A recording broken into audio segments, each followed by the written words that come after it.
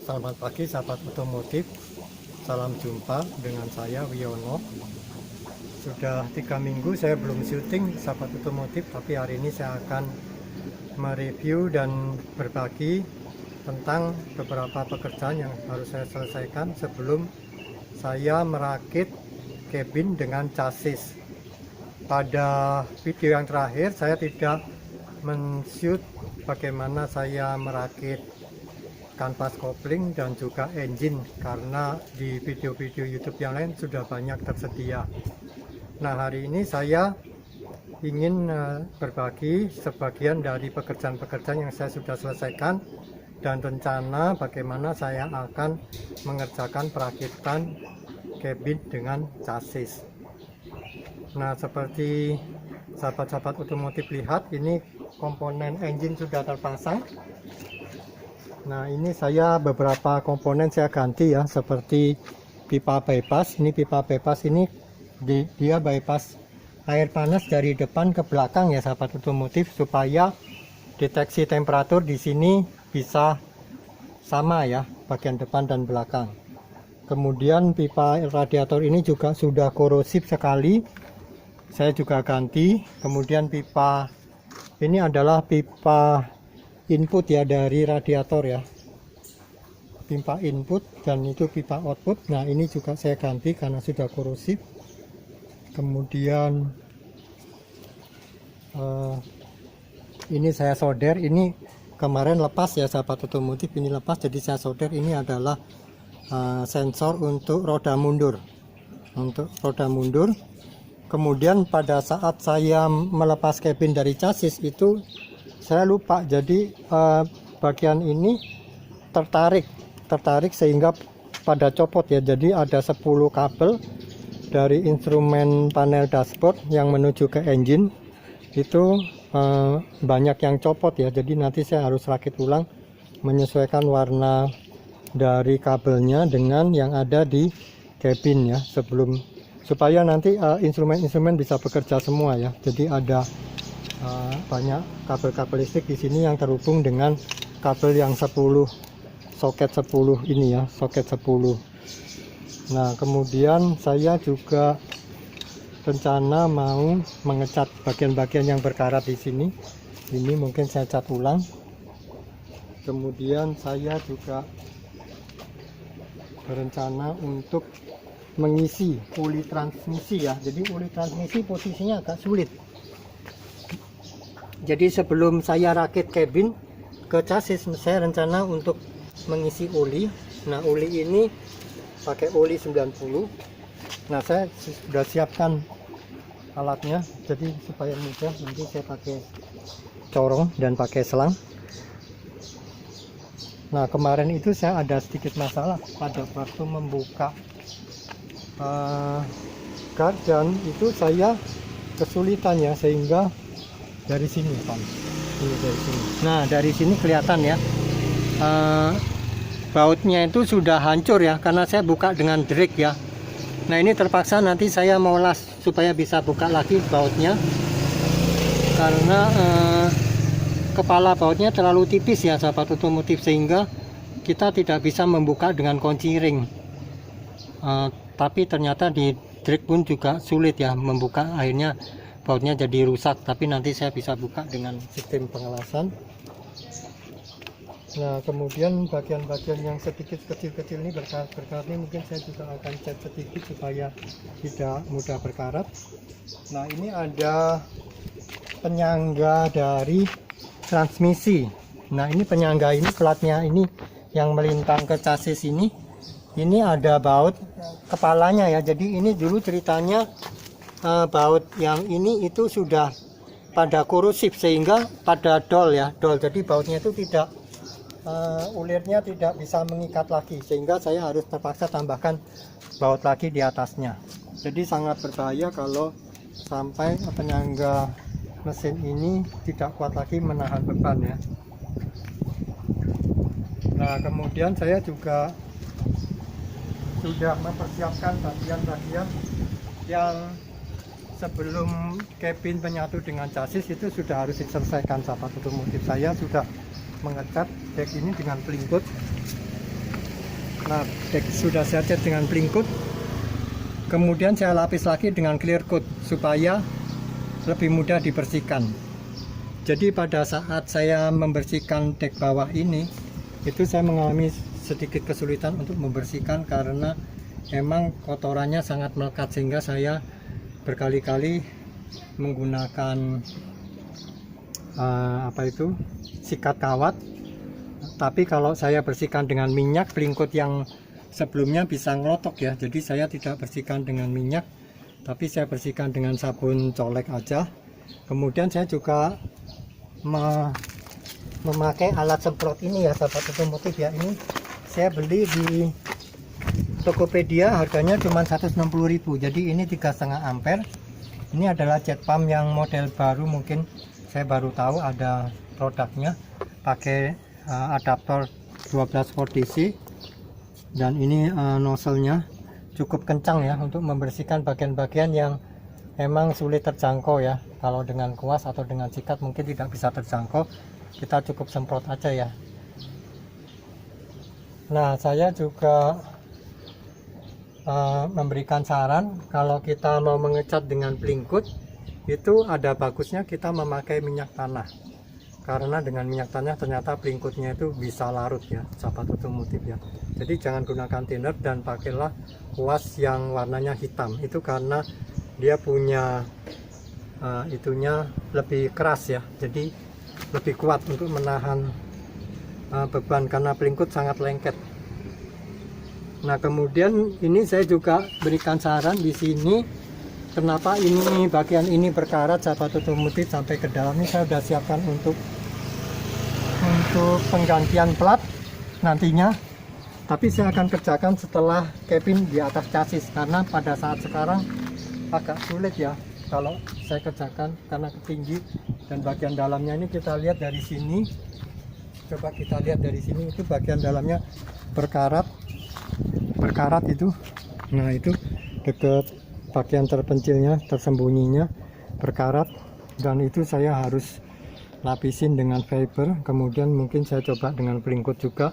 Nah, setelah saya analisa, itu ada bagian pembuangan yang suka tertutup ya karena banyak kotorannya. Jadi saya membuka bagian pembuangan itu dengan obeng ya, sahabat otomotif. Ini bagian-bagian pembuangan ini sangat penting untuk kita buka lebih lebar ya, seperti ini contohnya ya. Ini dari sini kelihatan nih kan. Nah, ini dari sini, dari dalam sini, coba kameranya ke sini. Nah, ini bagian pembuangan ini adalah pembuangan kotoran yang terpendam di sini ya. Jadi ini lubang-lubang ini juga harus ditutup rapat ya, kromet-krometnya. Ini juga ada di sini, juga ada bagian pembuangan. Ini seperti di sini, coba ini. Nah, ini bagian pembuangan, kalau dia tersumbat maka kotoran mengendap, sehingga pembuangan ini membuat, kalau ada tanah juga pasti akan membuat berkarat karena dia akan menyimpan air ya. Makanya saya bersihkan sekali. Nah, ini ada satu penyangga cabin samping, ini juga sudah berkarat. Ini kalau dari sini kelihatan. Nah, ini juga saya harus kelas ya, sahabat otomotif. Ini fungsinya rupanya untuk dari sini coba. Nah, ini fungsinya untuk menahan dinding ini ya. Jadi kalau ini sudah goyang gini, maka fungsi penahan dinding ini tidak lagi berfungsi. Makanya ini harus saya kembalikan ke posisi awal ya, supaya ini bisa berfungsi untuk menahan cabin dari samping. Nah, kita lihat juga bagian depan, sahabat otomotif. Bagian depan saya sudah cat juga. Ini kolong daripada roda depan saya juga sudah pelingkut. Kemudian bagian sini ini saya sudah cat dan saya sudah clear coat, supaya terutama bagian sini ya, nanti waktu kita merakit engine itu sulit untuk kita mengecat bagian moncong ini ya. Jadi bagian moncong, bagian dalam saya sudah cat supaya memudahkan saya untuk mengecat. Ini sudah warna asli ya, warna aslinya hijau muda.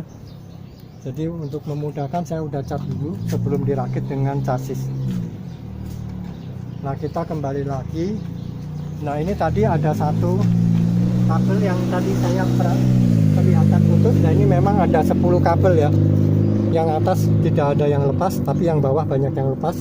Ini kabel dari bagian dalam ya, instrumen bagian dashboard. Jadi ini tadi yang kabel yang tadi di depan saya kasih lihat itu ada banyak yang copot. Nah, kita akan ke belakang. Kita akan review sedikit lagi.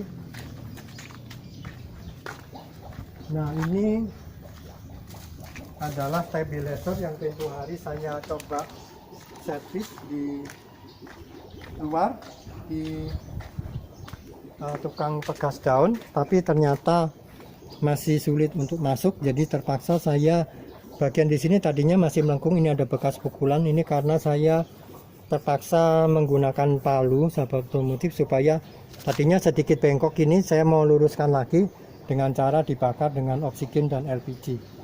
Barulah setelah merah membara kita pukul, barulah ini bisa sedikit lebih lurus ya. Jadi ini sangat membantu untuk menempatkan stabilizer ini ke dalam rumahnya di chassis. Nah, saya juga beli satu paket. Ini harusnya masuk di sini. Ini adalah busing yang kemarin juga udah pecah, karetnya sudah ketas. Nah, ini kemudian ini juga untuk stabilizer depan, karet-karetnya ini satu set ini harganya cuma 60.000 ya sahabat otomotif ya.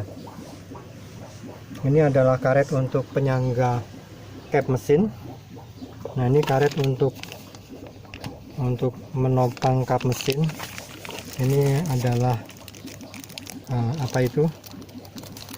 pengunci karpet dan sebagainya ya. Ini banyak dijual di online. Jadi stabilizer saya sudah selesaikan, tinggal dipasang.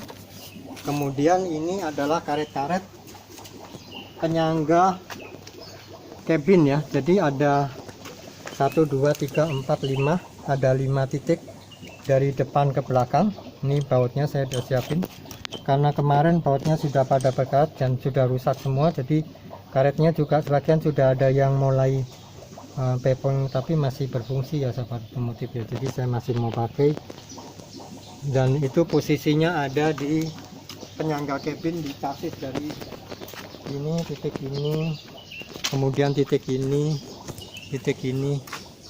Jadi ada beberapa titik yang ditopang oleh cabin ini, titik ini juga. Nah, ini satu lagi sahabat otomotif, ini ada 2 lagi ya. Ini juga agak sedikit miring ya. Jadi saya aslinya dia pakai gasket model ini ya, bulat. Tapi saya merasa bahwa posisinya nggak bisa rapat, jadi mungkin saya akan beli gasket segitiganya supaya ini fungsi kebocorannya bisa dihilangkan, kebocoran antara pembuangan dan pipa manifold ya, pipa manifold buang dari engine. Kemudian kemarin saya juga sudah setel klep, nanti saya akan pasangkan juga cara setel klep walaupun hanya sepintas. Setel klep pada saat titik mati atas, jadi kita 2 kali setel, 2 kali setel untuk katup buang dan katup masuk. Ini diputar 360 dan ini ada tanda di mana setel klepnya itu 0,2 dan 0,3 mili ya. Saya sudah setel. Nah, satu lagi sahabat otomotif, ini cover timing belt ya. Cover timing belt ini kalau dari sini kelihatan celah ya. Nah, ini ada celah ya. Ini ada celah dan ini sedikit udah pecah. Jadi harusnya ini nggak boleh ada celah ya. Ini harusnya kedap. Tujuannya untuk melindungi timing belt dan komponen yang lain itu dari kotoran ya, dari udara yang berdebu dan sebagainya, waktu cuci dan sebagainya. Jadi harusnya nanti saya akan coba repair. Kalau tidak bisa baru saya harus membelinya cover timing belt yang baru ya. Nah, saya tinggal mengencangkan bagian-bagian dari ini. Kemudian saya juga masih belum merakit untuk pipa-pipa vakum. Nah, pipa-pipa vakumnya ada banyak dari TCSV dan dari ini juga, kemudian dari membran-membran ini juga ada pipa-pipa vakum, kemudian dari power steering juga ada pipa vakum. Ini saya masih belum pelajari skemanya. Nanti setelah saya pelajari skemanya baru saya akan rakit pipa-pipa vakum. Jadi begitu sahabat otomotif, setelah saya berhasil merakit bodi dan chassis, saya baru akan merepair bodinya dan kemudian mengecat semua bagian bodi sehingga bodinya sudah dicat seluruhnya dan sudah di repair. Barulah saya akan merakit kembali pipa-pipa vakum dan mencoba untuk menjalankan mesin dari Verosa.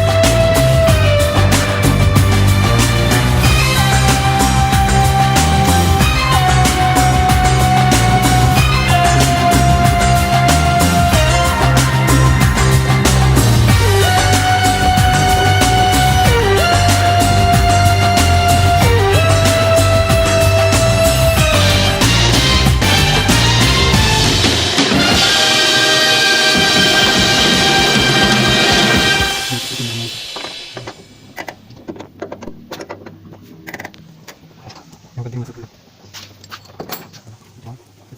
Udah selesai, Pak?